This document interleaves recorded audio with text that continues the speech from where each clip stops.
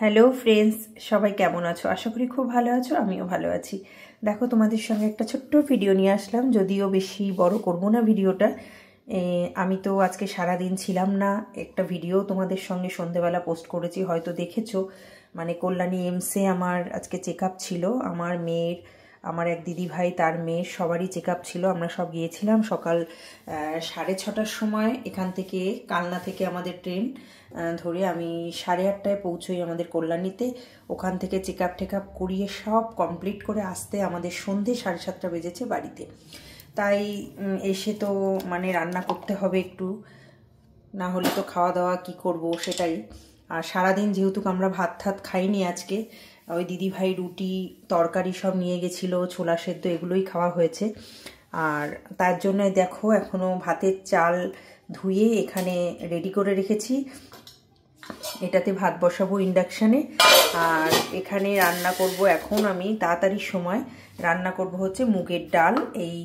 এটাকে আমরা এক সোমবারের ডালও বলি, অনেকে এক ফোড়ন ডাল বলো, যে যেরকম বলো। যেহেতু আমার হাজব্যান্ড নিরামিষ খায়, তার জন্য আমি মুগের ডালটাই তোমাদের সাথে দেখাবো। এটা কিন্তু মসুরির ডাল দিয়েও আরও খুব ভালো লাগে। এটাতে একটু রসুন ফোড়ন দিতে পারো, সেটা আরও ভালো লাগে। কিন্তু যদিও আমার নিরামিষ, আমি তো আঁশের রান্না তোমাদের সাথে শেয়ার করি না, আর আমি সেরকমভাবে আঁশের রান্না করিও না, এক মাছ ঠাত যা হয়। আর একটু ডিম সেদ্ধ দেব, আর ভাতের মধ্যে 2-4টে আলু সেদ্ধ দেব। সেটার জন্য আমি এখনও রেডি করিনি, ভাতেরটা শুধু চালটা ধুয়ে রেখেছি। আর এই দেখো প্রেশার কুকারে কিন্তু এই ডালটা রান্না করব। এটাকে বলে ঝটপট রান্না। কি জানো তো, মানে ইচ্ছে করছে না যখন রাত্রিবেলা, এটা বেশি করি আমি, কারণ এই রান্নাটা রাত্রিবেলার জন্যই কিন্তু খুব মানে ভালো আর কি, বুঝতে পেরেছো? তাড়াহুড়ো করে রান্না তো রাত্রে করতে হয়, তার জন্য।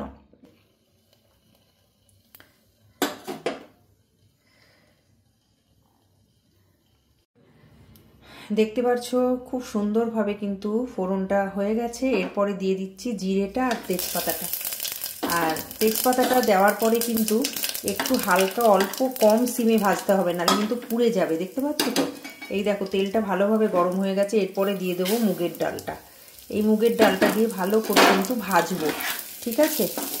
ভালো করে একটু ভাজতে হবে, লাল লাল করে সুন্দর করে ভাজতে হবে। যতক্ষণ না পর্যন্ত লাল হয়ে যাচ্ছে ততক্ষণ পর্যন্ত সিমটা কমিয়ে আস্তে আস্তে ভাজতে হবে। তারপরে দেখাচ্ছি পরের স্টেপটা কি করি।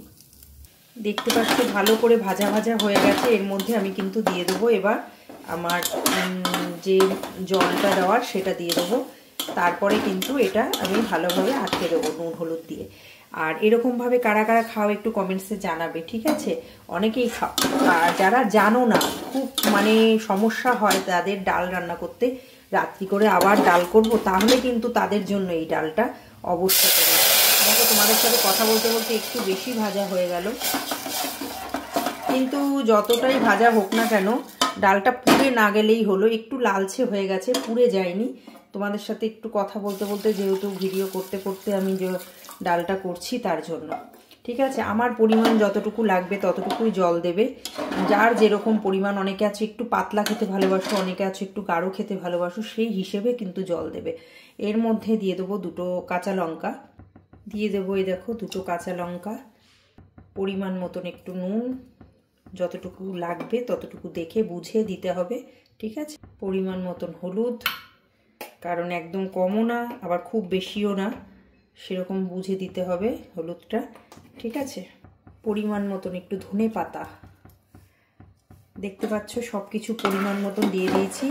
যদি আমার নুনটা একান্তভাবে লাগে তারপরেও আমি দেবো, কারণ বেশি হয়ে গেলে কিন্তু খাওয়া যাবে না। এরকমভাবে রান্না করে খেয়ে দেখো, সত্যি খুবই টেস্ট হয়।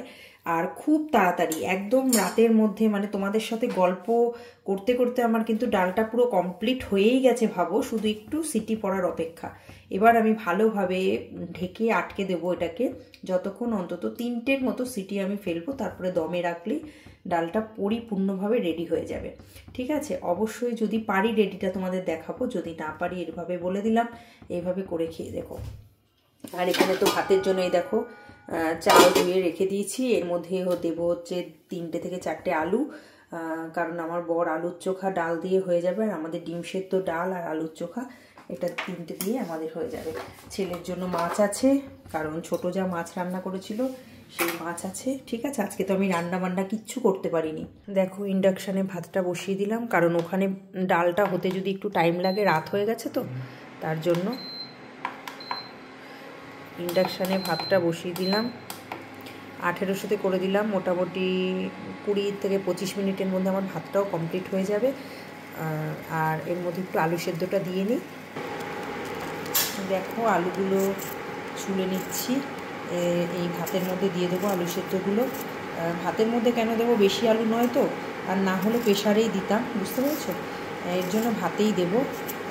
ভাতে সেদ্ধ কিন্তু আলু বেশি টেস্ট লাগে, জানো তো। প্রেশারে কেন দিই আমরা, প্রেশারে দিই হচ্ছে এইটাই কারণে, তোমার খুঁজে পাওয়া যায় না, ভাতটা নষ্ট হয়ে যায় অত ঘাটাঘাটি করলে, তার জন্য প্রেশারে দিই অনেক আলু বলে। তাই বেশি তো দেবো না, 3টের মতো আলু দেবো, কারণ আমার হাজব্যান্ডের জন্য, আমাদের জন্য তো ডাল ডিম এসব আছেই, বেশি করে দিলে আবার নষ্ট হবে, এর জন্য। অবশ্যই তোমাদের সঙ্গে আবার দেখাচ্ছি। আলু সেদ্ধটা দিয়ে দিলাম, ঢেকে দেবো। মোটামুটি 25 মিনিটের মধ্যে ভাতটাও হয়ে যাবে। আমাদের 10:30টার মধ্যে পুরোপুরিভাবে খাওয়া কমপ্লিট হয়ে যাবে। আজকে এই পর্যন্ত, আবার দেখা হবে নেক্সট ভিডিওতে। ঠিক আছে, ততক্ষণের জন্য ভালো রাত্রি কাটুক তোমাদের, আর শুভ সকালটাও পাও। কালকের জন্য খুব খুশি থাকো, আনন্দে থাকো, আমার সাথে থাকো। আমি সব সময় তোমাদের পাশে আছি। আজকে গুড নাইট জানিয়ে শেষ করছি। টাটা।